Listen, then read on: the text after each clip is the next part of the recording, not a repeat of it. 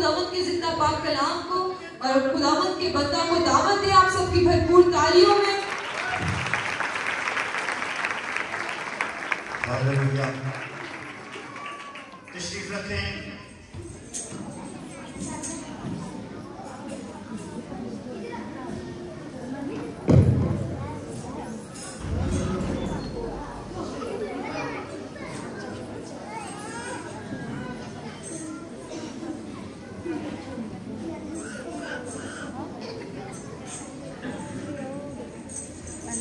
मेरे शिष्यों, be attentive, यही तरफ ध्यान लगाएं। ये बिन बनाने की आवाज नहीं आनी चाहिए। आज मेरा अनुमान मसीहत में बपतिस्मा क्यों लाज़मी है? मेरे पीछे बोले, मसीहत में बपतिस्मा क्यों लाज़मी है? तो मेरे शिष्यों, आज मैं इसको डिफाइन करूंगा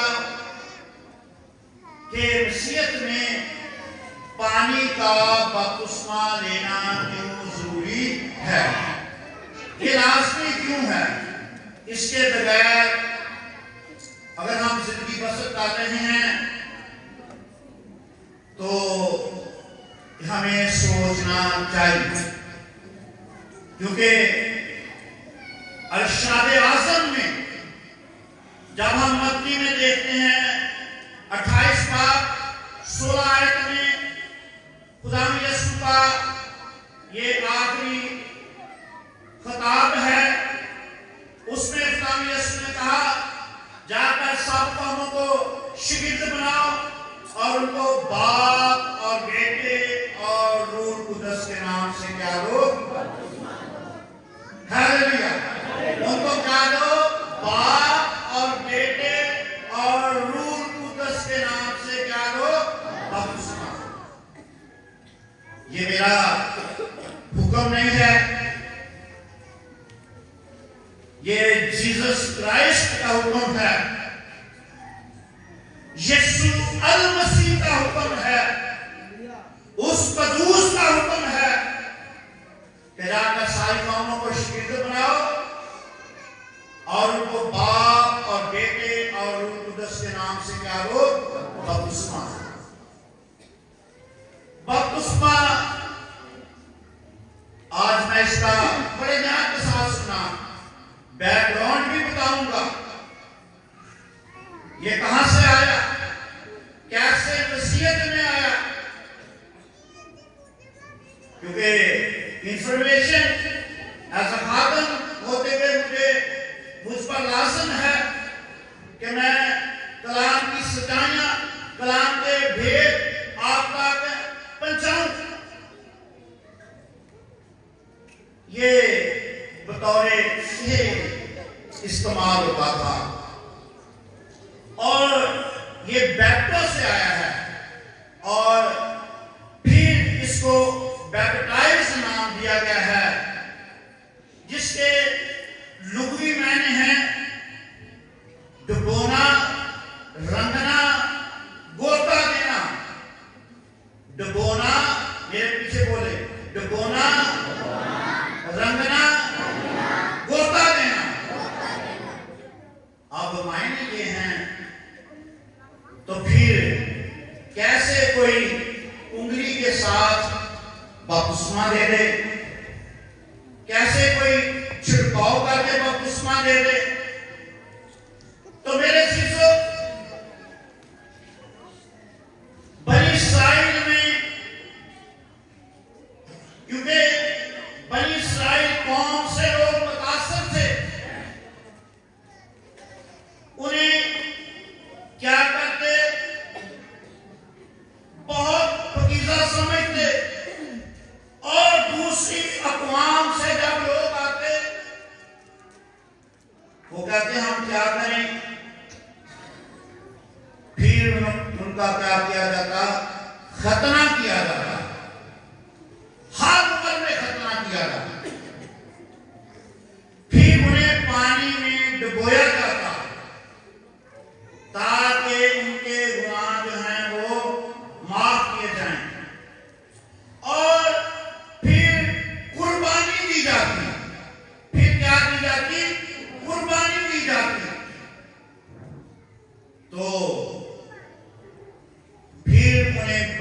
इसराइल में शामिल किया जाता है। इसकी जो बैकग्राउंड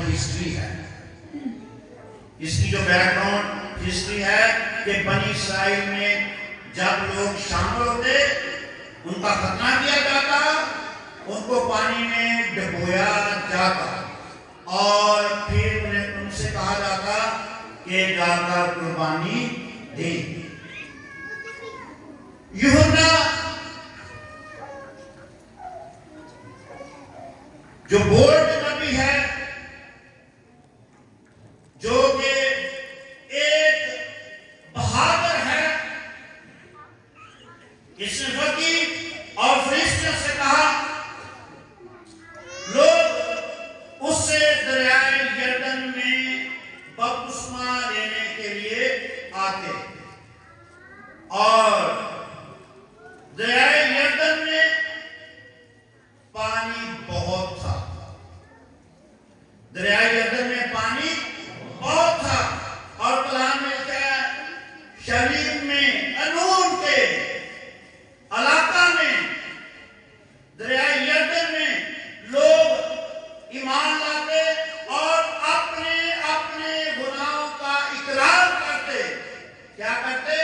ईमान लाते और अपने अपने गुनाहों का क्या करते?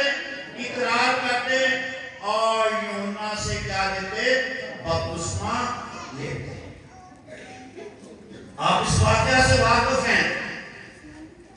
यूहन्ना एक बहुत बड़े नबी है। उसने वकीलों फरिश्तों से कहा, आए साथ के बच्चों, तुम्हें किसने जिता दिया कि आने वाले गजब से भागो? वो अपने गुनाहों का इकरार करते और यूहन्ना से दरियाए यरदन में बपतिस्मा लेते और कलाम में लिखा वहां पानी बहुत था। तो मेरे शिष्यों, बपतिस्मा फिंगर के साथ, छिड़काव के साथ नहीं होता, बल्कि ये पानी में डुबोने से होता है। हालेलुया! ये कैसे होता है? पानी में डुबोने से होता है। और पौलुस रसूल कहता है मसीह में दफन होने का बपतिस्मा। मसीह में बोले जरा एक्टिव में, मसीह में दफन होने का। जब कोई अंदर जाता है मर जाता है, जब कोई पानी के अंदर जाता है मर जाता है, और जब वो ऊपर आता है फिर वो जिंदगी पाता है। हालेलुया! जब वो मर जाता है तो फिर वो क्या पाता है? जिंदगी पाता है। इसलिए हबशी ख्वाजा का मैं जिक्र करूंगा।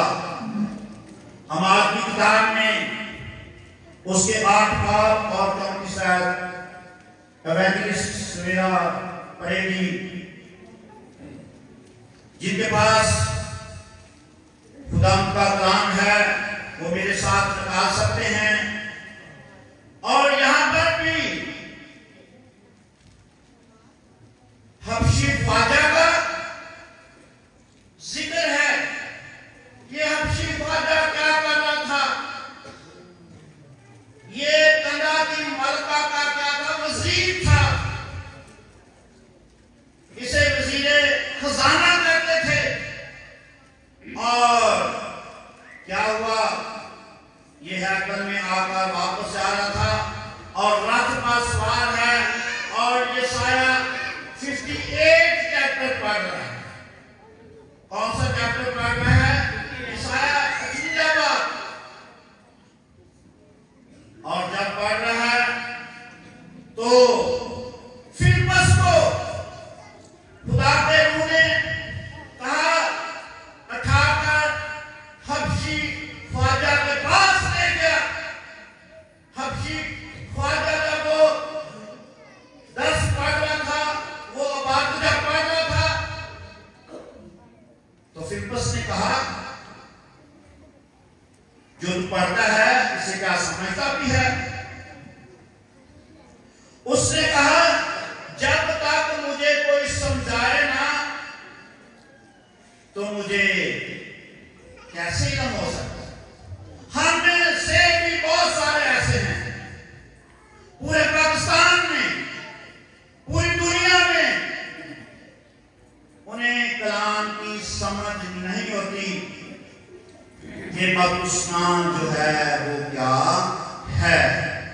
और मेरे शिशो सुने खुदा के कलाम में से अमाल उसका 8वां बाब है और उसकी 34 आयत से शुरू करें। कुरान का पाक पढ़ना शुरू करती है मसीह यीशु के नाम से। खोजा ने फिलिप्पस से कहा, मैं तेरी मिन्नत करके पूछता हूँ कि नबी ये किसके हक में कहता है, अपने या किसी दूसरे के। फिलिप्पस ने अपनी जुबान खोलकर उसकी नविश्ता से शुरू किया और उसे यीशु की खुशखबरी दी। और राह में चलते चलते किसी पानी की जगह पर पहुंचे। खोजा ने कहा, देख पानी मौजूद है, अब मुझे बपतिस्मा लेने से कौन सी चीज रोकती है। बस फिलिप्पस ने कहा कि अगर तू दिल और जान से ईमान लाए तो बपतिस्मा ले सकता है। उसने जवाब में कहा, मैं ईमान लाता हूँ कि यीशु मसीह खुदा का बेटा है। बस उसने रथ को खड़ा करने का हुक्म दिया और फिलिप्पस और खोजा दोनों पानी में उतर पड़े और उसने उसको बपतिस्मा दिया। जब वो पानी में से निकलकर ऊपर आए तो खुदावंद का रूह फिलिप्पस को उठा ले गया और खोजा ने उसे फिर ना देखा, क्योंकि वो खुशी करता हुआ अपनी राह चला गया। आमीन। आमीन। यहाँ पर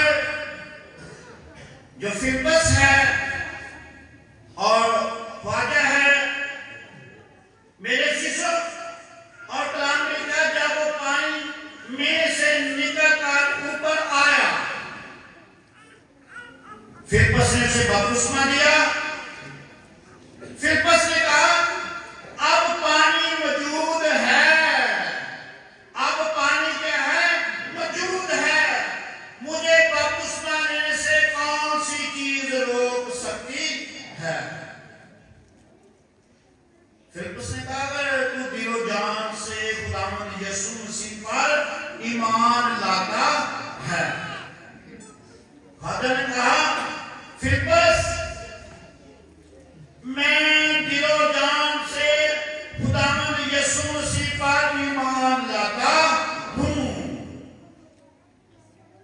जब उसने इकरार किया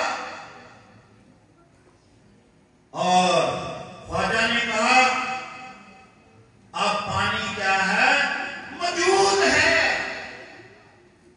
मुझे बपतिस्मा लेने से कौन सी चीज रोक सकती है। कलाम में लिखा है वो दोनों पानी में उतरे, पानी में गए और फिलिप्पस ने उस ख्वाजा को क्या दिया, बपतिस्मा दिया। और लिखा है कि वो खुशी से भर गया। कैसे भर गया, खुशी से भर गया। जब हम बपतिस्मा लेते हैं हम खुशी से भर जाते हैं। खुदा का रूह हम में आ जाता है, खुदा की स्पिरिट हम में आ जाती है और खुदा में यीशु हम में सुकूनत करता है। हालेलुया। तो मेरे शिष्यों, अगर हम में से किसी ने अगर बपतिस्मा नहीं लिया, उसका ज़हन अभी तक नहीं खुला। अभी मैंने एक एविडेंस बयान किया है हबशी ख्वाजा का और निकोदेमुस का दूसरा बयान जो आपने बहुत दफा सुन रखा है। अमाल तीसरे बाब में ये सारा वाकया बयान है। निकोदेमुस शरा का आलम है, ज़ेर ज़बर से खुदा का कलाम जानता है और खुदा के कलाम के मुताबिक जिंदगी बसर करता है। खुदा भी यीशु के पास आया। किसके पास आया?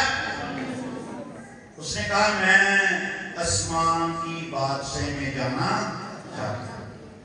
खुदा यीशु ने कहा जब तक कोई नए सिरे से पैदा ना हो आसमान की बादशाही को देख भी नहीं जाने की तो दूर की बात,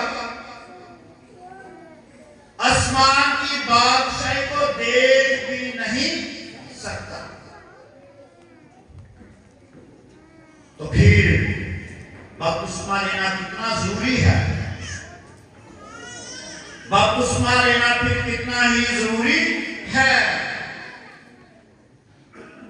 जब तक कोई नए सिरे से पैदा ना हो। निकोदेमुस ने कहा क्या कोई आदमी जब बुढ़ा हो जाए फिर वो मां के पेट में जाए फिर नए सिरे से पैदा हो? खुदा यीशु ने कहा नहीं निकोदेमुस, तुझे पानी और रूह से पैदा होना जरूर है। तुझे पानी और रूह से पैदा होना जरूर है। कैसे? पानी का बपतिस्मा ले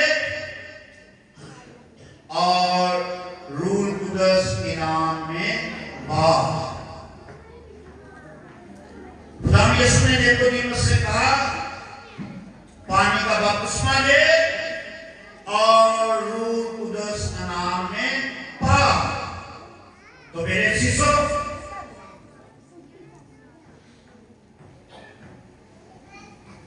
जब तक आप नए सिरे से पैदा नहीं होंगे आप आसमान की बादशाही को देख भी नहीं सकते। ये मैं अपनी तरफ से नहीं कह रहा, खुदा का कलाम कहता है जब तक कोई नए सिरे से पैदा ना हो वो आसमान की बादशाही को देख भी नहीं सकता। जाने की तो दूर की बात, वो आसमान की बादशाही को देख भी नहीं सकता। फिर मसीहत में नए मखलूक बनने के लिए पुरानी चीजें छोड़ना पड़ती हैं, मसीह में दफन होना पड़ता है। जो मसीह में मार जाएंगे, जो मसीह में सो जाएंगे और वो फिर आखिरत में जी उठेंगे। खुदा का कलाम कहता है इन सब बातों से तुम एक दूसरे को तसल्ली दिया करो। जिस तरह हमारा खुदा यीशु मार गया, तीसरे दिन मुर्दों में से जी उठा, इसी तरह उसके आने पर उसके लोग भी मुर्दों में से जी उठेंगे। जिन्होंने पानी और रूह से पैदा हुए होंगे। तो मेरे शिष्यों ये लाजमी अमल है कि हमने ये मसीह फाउंडेशन है, जैसे मैंने बताया बनी इस्राइल में जब वो अपने कबीले में शामिल करते, बनी इस्राइल में शामिल करते तो उनका खतना होता और उनको पानी में डुबोया जाता और फिर वो कुर्बानी देते। यूहन्ना ने कहा मैं तो तुम्हें पानी से बपतिस्मा देता हूं, लेकिन जो मेरे बाद आएगा वो तुम्हें रूह कुदस से बपतिस्मा देगा। मैं तो तुम्हें पानी से बपतिस्मा देता हूं। खुदा के बेटे यीशु ने खुद बपतिस्मा लिया। वो हमें हर एक बात में नमूना देकर गया है। यूनानी ये कहा ना मैं तो तुझसे खुद बपतिस्मा देने का मुताद हूं। खुदा यीशु ने कहा हमें सारी राष्ट्रवादी को इसी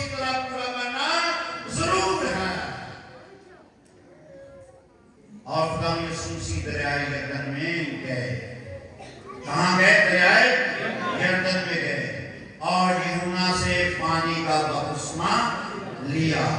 और कलाम में लिखा है रूह कुदस कबूतर की सूरत में मुझ पर आ ठहरा।